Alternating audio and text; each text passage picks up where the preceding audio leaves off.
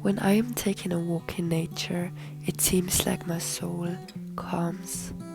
The landscape, the plants, the sky, they align beautifully. And I want to take a bit of nature into my own home. It is already long possible to buy fresh flowers and pot them or put them in a vase, but I like to make my room decor more durable. So the first idea is to press them or to dry them upside down. This allows you to have plants without any humidity in them, therefore make them more durable.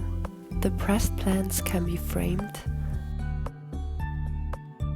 and both the dry and the pressed plants can be sticked onto something like, for example, a wall or furniture. And I think this looks gorgeous as a decor.